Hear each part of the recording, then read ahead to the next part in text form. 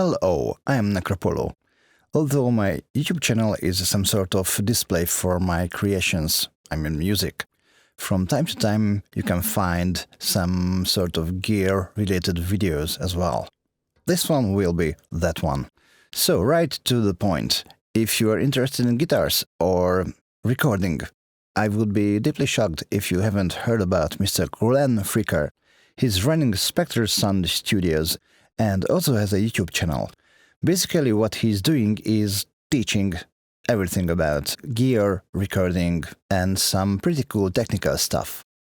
Why his channel is pretty important today, these days, is the reason that he started some sort of myth-busting.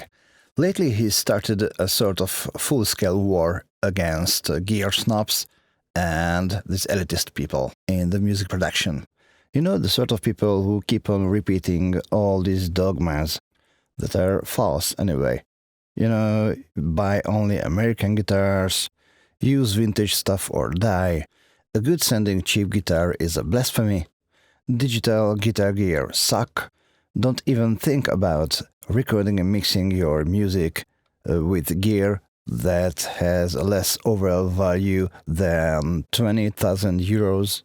Use only analog signal chain or you are not a human being, and so on forth. You know, basically people who judge things according to their price and hype, and they listen with their eyes and own beliefs. So back to Glenn, what he is suggesting, basically, is that you can get along with cheaper gear. There are pretty nice stuff in the lower price range, and in general he's suggesting that you don't spend more money than necessary.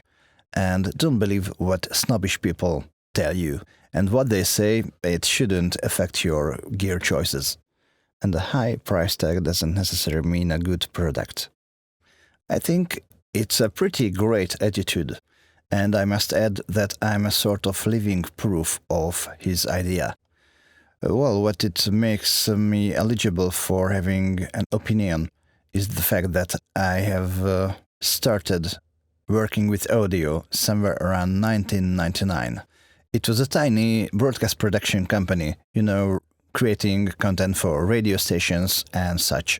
They had a pretty same attitude to what Glenn is saying, producing professional quality content with optimized costs.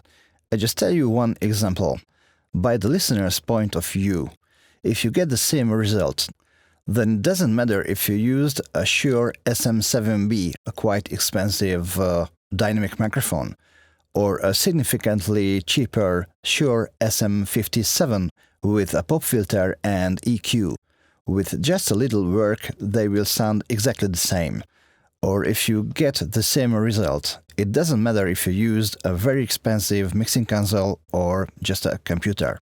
So, because the company has such an attitude and a genius digital audio engineer called Laszlo, so even my very first day as a sound tech was started working in the box, working with a computer, using digital audio workstations of the time and plugins and the least amount of outboard gear possible. In the practice, it didn't mean a thing. We just produced the same quality as guys with much more expensive gear. Sorry. And Laszlo had a habit of ordering new ADDA converters when they came out. You know, audio chips from CS, AKM, and the like. They were shipped with test boards that he used to build specific devices to be used in broadcast applications. In short, he made purpose-built prototype audio interfaces. Honestly, I'm not an engineer, I was just a production guy, so I have no idea about building this stuff, but around the end of the day, I was the guy who tested most of these devices in a real environment. So what does it mean practically? Well, I had the privilege and the luck to crash test in the practice the brains of the incoming interfaces. You know, all the gear that came out between roughly 2000 and 2012. There was a handful of manufacturers back in time, so anyone who wanted to make a sound card or interface, They had to use what was available. So if you have a very expensive, very hyped device and a cheaper one, and they use the very same ADDA chips, then at the end of the day, they will produce the same quality, the same functionality. So we made a lot of measurements and tests and used some scary words like round-trip latency, headroom, noise floor, full duplex operation, and so on and so forth. By the way, there's a YouTube channel of a young engineer called Julian. Check his channel because it's amazing. He provides proper scientific measurements of these audio devices that you can buy nowadays. So back in time we did something similar with an ample of ADDA chips. Also my technical director Laszlo, just out of curiosity, he purchased a lot of these protection devices just for testing. Then he sold them. Well, maybe it's a surprise, but we concluded that most of the expensive gear used very similar audio chips as accessible gear. Okay, they are not identical completely because of different features, different compatibility, and so on and so forth. But basically that means if two devices use the same brain, then you can get the same results, regardless of the price. What really makes a difference is reliability and the software drivers. So instead of burning an ample of money, for production we choose a company who is on the top of the game considering reliability and drivers. It's RME. On the battlefield, their HDSP line had a tendency of biting the ass of 10 times or more expensive audio interfaces. Around 2012 I left the company, so I had no access for testing the new chips. But nowadays it would make no sense because Julian is making a wonderful job in testing these things. But listen, I know it by experience. Today, even an entry-level audio interface has better specifications than the ones back in time, around 2000, that people used to produce Grammy-winning albums back in time. Also, as far as digital workstations go, they have, 100 times more firepower than the ones back in time. I don't even mention plugins or how computers developed in 20 years. Today, if you get a simple computer and a simple audio interface and all the software goodies, the costs will stay well below 1,000 euros, even if you buy a pair of monitors. It will provide insanely more firepower than the best audio rig around the early 2000s.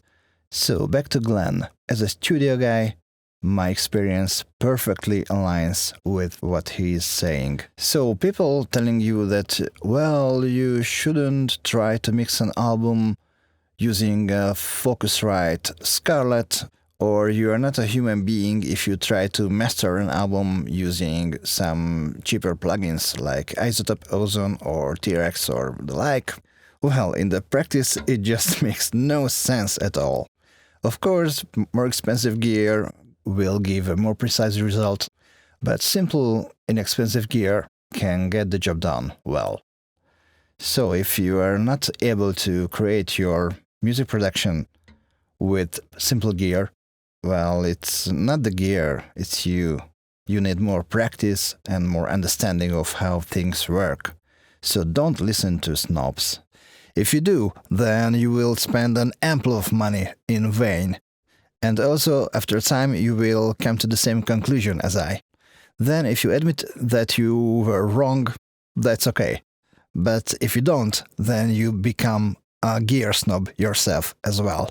And keep preaching this, I'm too dumb to admit that maybe I'm not right. So yeah, only the elite gear will give you elite results. So spend more money. Bullshit. Learn the craft for better results. That's the truth. But people keep on lying, even to themselves in the first place. So even if the truth would make people happy normally, very few people would really like it. Okay, that's enough for today, and this video is already too long. But nevertheless, I plan to make a second part about Glenn's guitar adventures, and whether or not it aligns with my experience as a quite old guitar player, because I've been around since the early 90s. Man, I'm old. So thank you for watching, and see you somewhere in time.